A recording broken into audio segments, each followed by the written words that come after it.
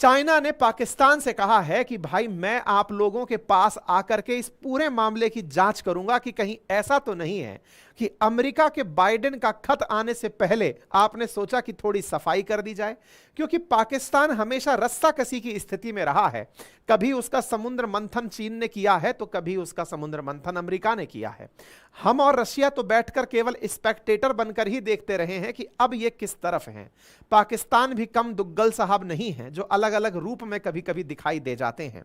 फिलहाल के लिए पाकिस्तान के हालात ये हैं कि चाइना खुद संदेह करने लग गया कि कहीं ऐसा तो नहीं है कि चीनियों को मरने की खबर इनके पास पहले से हो, क्योंकि पाकिस्तान कहता है कि दुनिया की सबसे बड़ी खुफिया एजेंसी में आईएसआई इसके पास है। ऐसी स्थिति में चीनी मरने वाले हों और इन्होंने कहा मरे तो अच्छा है, अमेरिका नजदीक आए तो अच्छा है, चीनियों से तो पैसे ले चुके, अब अमेरिका से आईएमएफ का कर्जा माफ करा ले और थोड़ा पैसा और डलवा लें, और सबके बीच में अगर टॉक ऑफ द टाउन रह जाएं तो ज्यादा अच्छा होता है। चाइना की तरफ से जांच करने के लिए अपने व्यक्तियों को भेजा गया। आप एक दृश्य देखेंगे और देख करके मन ही मन इस विचार को लेंगे कि कोई देश कितना बिक सकता है, किसी देश के हाथ में कितना बड़ा कटोरा आ सकता है। मैं आपको एक तस्वीर दिखाता हूं, इस वीडियो को बस आप ध्यान से देखें। पाकिस्तान के यह इंटीरियर मिनिस्टर हैं मोहसिन नकवी। चाइनीज इन्वेस्टिगेटर्स जब इस्लामाबाद पहुंचे तो ये मोहसिन नकवी इंटीरियर मिनिस्टर इनसे मिलने पहुंचते हैं, और आप देखिए जिस प्रकार से कभी आप इंटरव्यू देने जाएं, पूरा इंटरव्यू पैनल बैठा हो और आप अकेले इंटरव्यू दे रहे हो, कुछ इस प्रकार से इनके इंटीरियर मिनिस्टर अकेले बैठे हैं और चीनी लोग इनसे सवाल जवाब कर रहे हैं कि कैसे ये हुआ। आप इनके हाव भाव देखें और पाकिस्तान के मिनिस्टर को इनके सामने जवाब देते हुए देखें कि सिक्योरिटी फोर्सेस इनकी एक एक बात को सुन रही हैं और पाकिस्तान के पीएम अकेले, पाकिस्तान के इंटीरियर मिनिस्टर अकेले बैठे हैं। कितना दुर्भाग्यपूर्ण होगा कि आप ही के देश में आप आकर के इतनी तरीके से चीनियों के सामने, आप सोचिए किस हद तक बिक चुका है पाकिस्तान। अब इस बात पर भी कोई गुरेज नहीं होता, भाई साहब डॉलर्स की लाइन लग रही है क्या? गजब, सुपर थैंक्स चल रहा है, धन्यवाद।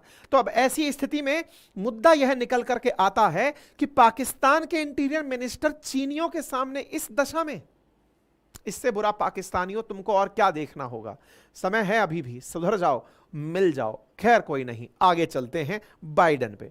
बाइडेन अपनी जियोपॉलिटिकल हार के चलते सुर्खियों में है। बाइडेन ऐसा कुछ नहीं कर पाए जो ट्रंप कर गए।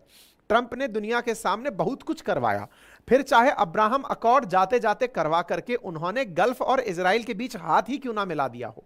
बाइडेन की 4 साल की सत्ता बस यूं ही निकल गई। फिर से चुनाव है, दुनिया के सामने ये इजराइल और हमास के बीच में शांति नहीं करा पाए, ये अपने आप में एक चुनौती है। अब समय फिलहाल ऐसा है कि ये चाहते नहीं हैं कि पाकिस्तान जो कभी बाइडेन समर्थक हुआ करता था उस बाइडेन को कोई रिकॉग्नाइज ना करे। तो बाइडेन ने अचानक पासा पलटा। कैसे?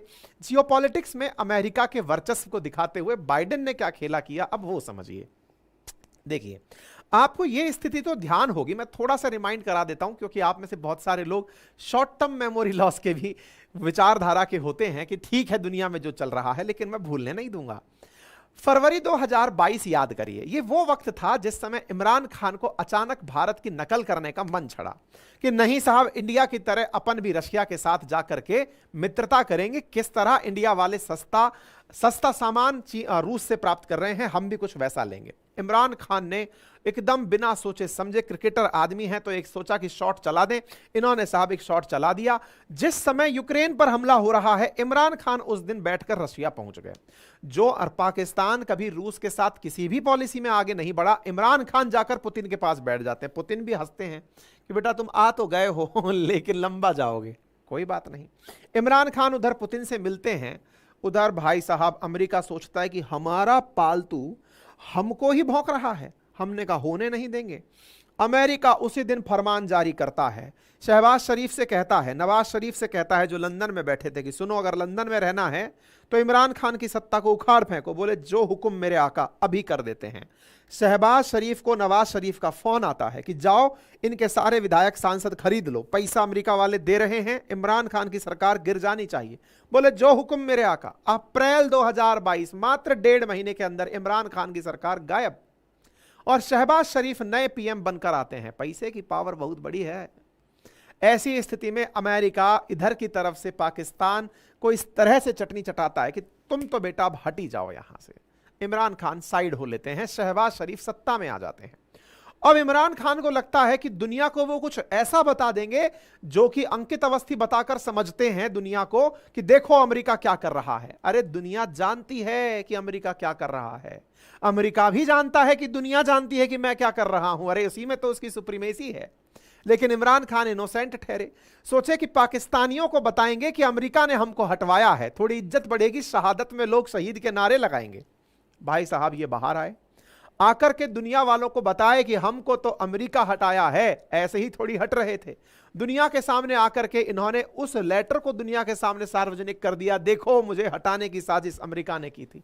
अमेरिका ने कहा कि तुम्हारे मीडिया को भी पैसा हम ही देते हैं, तुम्हारे नेताओं को भी पैसा हम ही देते हैं, सेना को भी पैसा हम ही देते हैं, और हमारी बिल्ली हमको म्याऊ। अरे यार तुम तो बिल्ली भी नहीं हो, भौंको नहीं। ऐसी स्थिति में इमरान खान का जाना तय हो गया, शहबाज शरीफ का शिकंजा कसता चला गया, इमरान खान जेल की यात्रा पर चले गए। 2 साल से ऊपर हो गया है, पार्टी तक खत्म कर दी गई है, पद तो हटाइए, जेल की यात्रा में पार्टी भी खत्म हो गई है। चुनाव दोबारा हो गए हैं, मार्च 2024 में शहबाज शरीफ फिर से पीएम बनकर आ गए हैं। सोचिए ये वो इमरान खान है जो कहा करते थे कि इमरान खान कहा करते थे कि मैं तब से पद पर बैठा हूं, अमेरिका वाले मुझे कॉल नहीं करते। अरे क्यों करेंगे, तुम तो वैसे भी पहले चीन की गोदी में जाकर बैठ गए थे। अमेरिका इस प्रकार के पलटू लोगों को पसंद नहीं करता है, खामियाजा तुम्हें पद छोड़कर चुकाना पड़ा। लेकिन इसी बीच में बाइडेन का खत पाकिस्तान के पीएम को प्राप्त होता है। पाकिस्तान के पीएम को जो खत प्राप्त हुआ, उस खत के अंदर कहा गया है कि चिंता मत करिए, हम आपके सब तरह से साथ हैं। यह बात तब ज्यादा मायने रखती है जिस समय पाकिस्तान के इलेक्शंस में धांधली सुर्खियों में थी। यह माना जा रहा था कि इलेक्शन चल नहीं पाएंगे, जनता कुछ कह नहीं पाएगी, इमरान खान के समर्थक सत्ता पलट देंगे। लेकिन अमेरिका ने ऊपर से जो भी मंत्र फेरा, परिणाम यह निकला कि मार्च 3 को ही इसी साल शहबाज शरीफ दोबारा प्रधानमंत्री बनते हैं, अलवी साहब राष्ट्रपति बन जाते हैं और पाकिस्तान वापस से सरकार चलाने लगता है। अमेरिका ने अपनी तरफ से पाकिस्तान को जो भी निर्देश दिए, पाकिस्तान पूरी पालना करता चला गया और फाइनली यूएस की वार्निंग को यह कहते हुए इनकार कर दिया कि चिंता मत करिए सर, इलेक्शन एकदम फुल फ्लेयर तरीके से हुए हैं, आपने जो चाहा था वही हो गया है। इधर 5 साल बाद मेरे यार की चिट्ठी आई है। बाइडेन ने पाकिस्तान को पत्र भेजा और उस पत्र में कहा, dear mister prime minister, the enduring partnership between our nations remains critical to ensure the security of our people and people around the world. अंग्रेजी में जो लिखा है उसका हिंदी अर्थ है, अमेरिका मानव और विकास अधिकारों के लिए, क्या है ये, विकास और मानवीय अधिकारों की रक्षा के लिए पाकिस्तान के साथ मिलकर काम करता रहेगा। दोनों देश मिलकर मजबूत साझेदारी और अपने नागरिकों के बीच बेहतर रिश्ते कायम करेंगे, चिंता मत करिए। 15 मार्च को पाकिस्तान को अमेरिका का अहम पार्टनर थोड़े दिन पहले यह बताकर चुके हैं। ऐसे बीच में बाइडेन के द्वारा भेजा गया यह खत अमेरिकियों को एक संदेश देता है कि अमेरिका वालों देख लो, पाकिस्तान को वापस ले आया हूं मैं। ये वही पाकिस्तान है जो कि इमरान के काल में जाकर चीन की गोदी में बैठ गया और अंतिम दृश्य तो इसने रूस की गोदी में बैठकर किया था। मैं सत्ता पलट दिया, सत्ता दोबारा से बनवा दिया और अब आगे देखो मैं करता हूं क्या। क्या किया भाई साहब, इन्होंने चीन के साथ बहुत बुरा किया। चीन के साथ बुरा क्या किया? शहबाज शरीफ अपने आप में चीन के लिए सही नहीं है। क्यों नहीं है? क्योंकि इमरान समर्थक, वो चीन के लिए सही इसलिए नहीं है क्योंकि ये बाइडेन समर्थक हैं। बाइडेन ने जिन्हें पद पर बिठाया है वो चीन के लिए अच्छे कैसे हो सकते हैं? इसका मतलब यह हुआ कि अगर चीन की तरफ से जांच एजेंसीज इस मामले की जांच करने आई हैं पाकिस्तान में, क्या जांच करने आई हैं कि भाई ये जो हमला हुआ ये तुम्हें पता था कि नहीं पता था, इसका मतलब कहीं ना कहीं दाल काली है। चीनियों को डाउट है कि अमेरिका की साजिश है कि चीनियों को मारकर यहां से भगाया जाए। इनके 5 चीनी मरेंगे, ये 500 भागेंगे और वो होने लगा है।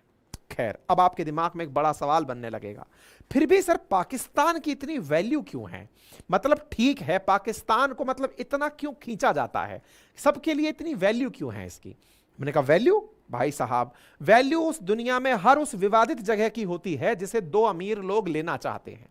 अगर आपका प्लॉट कहीं पर है और वह विवादित है, यानी कि ऐसी जगह है जो सस्ते में मिल जाएगा, दो चार लपड़ थप्पड़ मार दो तो दुनिया का हर अमीर आदमी उस प्लॉट को लेना चाहेगा। और ऐसे स्थिति में आपका प्लॉट इसलिए महान हो कि उस प्लॉट से आपका धंधा बढ़िया चल सके, तो उस प्लॉट के ऊपर तो हर आदमी कब्जा करना चाहेगा। पाकिस्तान इज इक्वल्स टू एक सस्ता प्लॉट, एक विवादित प्लॉट समझ लीजिए, जिसे अमेरिका और चाइना दोनों टाइम लेना चाहते हैं। चाइना इसलिए लेना चाहता है क्योंकि अगर इसे ले लिया तो अरब सागर और समझिए कि गल्फ कंट्रीज से उसका डायरेक्ट कनेक्शन सीपैक के थ्रू बन जाएगा, तो उसका फायदा।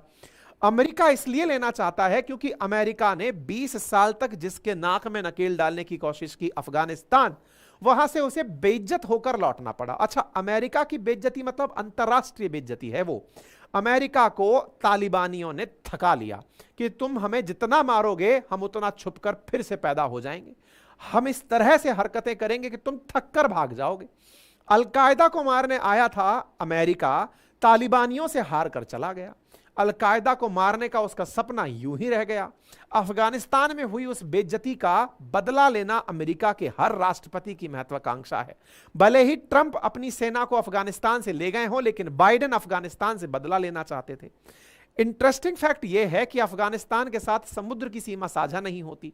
जिन देशों में समुद्र की सीमा साझा नहीं होती उन्हें लैंडलॉक कहा जाता है। लैंडलॉक कंट्री में इसके एक तरफ ईरान है और एक तरफ पाकिस्तान है। ईरान और अमेरिका तो पहले से ही इस तरह के एंगल पर टिके हुए हैं कि दोनों में कोई प्यार नहीं हो सकता। ऐसी स्थिति में एक ही विकल्प बचता है जो अफगानिस्तान में अमेरिकियों का खोया हुआ सम्मान वापस दिला दे, और वो है ये बेचारा गरीब कटोरा हाथ में लिए पाकिस्तान। तो इसको कैसे कटोरे में दाना डाला जाए? अमेरिका भले से जानता है कि पैसा डालो इनके हाथ में और इनसे कुछ भी करवा लो। बोले ऐसा कुछ हुआ क्या? अजी पूछिए मत। क्या क्या हुआ इसका अंदाजा आप ऐसे लगा लो कि 2021 में अमेरिका की फौज अफगानिस्तान छोड़कर गई थी, लेकिन अलकायदा को मारने में कामयाब नहीं हुई थी। उधर 2022 में इमरान खान सोचे कि अब तो अमेरिका अफगानिस्तान छोड़कर चला गया है तो डरपोक हो गया है, यहां से इमरान बाबू उड़े और 2022 फरवरी में पुतिन से हाथ मिला लिए। लेकिन इमरान का तो गेम बजाया ही था, अमेरिका ने एक खेला और कर दिया। और क्या किया? फरवरी 22 में जाकर के ये नादान प्राणी जाकर मिले किससे? पुतिन से। अप्रैल 22 में नादान प्राणी को सत्ता से हटा दिया। हो गया यहां तक क्लियर? भाई साहब, अब बारी थी इस बात की कि इस आदमी को गलतफहमी यह हो गई थी कि अफगानिस्तान में तालिबानियों ने भगा दिया। देखिए, इस दुनिया में हर व्यक्ति जिससे डरता है ना, वो होता है जिसके पास कुछ नहीं है। मतलब एक ऐसा व्यक्ति जिसके पास कुछ नहीं है, उससे सब लोग डरते हैं क्योंकि इसके पास खोने का कुछ नहीं है। तो अफगानिस्तान में तालिबानियों की यही हालत थी, कितना भी मार लो, खोने के लिए कुछ है ही नहीं, तुम ही खोगे जितना हमसे लड़ोगे। तो अमेरिका वहां से चला गया था, लेकिन पाकिस्तान के प्रधानमंत्री गलतफहमी के शिकार हो गए कि जब ये तालिबान से हार कर चले गए तो हम तो और बड़े वाले हैं, तो हमसे भी हार जाएंगे। ये बेचारे उड़कर इधर चले गए तो सत्ता से गए तो भाई साहब अमेरिका ने इनको याद दिलाने के लिए कि तुम्हारे जाते ही हमने प्लानिंग करी, शहबाज शरीफ को अपने पैसे से बिठाया और जिस व्यक्ति को मारने हम पहले गए थे, जिसे मार नहीं पाए थे, अलकायदा का चीफ अल जवाहिरी, उसे हम ड्रोन हमले से मार कर आए। सुर्खी देख लीजिए, US drone strike kill al Qaeda leader in Kabul. यह सुर्खी आप देख सकते हैं। अल जवाहिरी की मौत हुई थी। अमेरिका ने मारा कैसे, दुनिया अगर ये खोजती है तो ईरान से तो कोई ड्रोन जा नहीं सकता था, तो कॉमन सेंस लगाओ।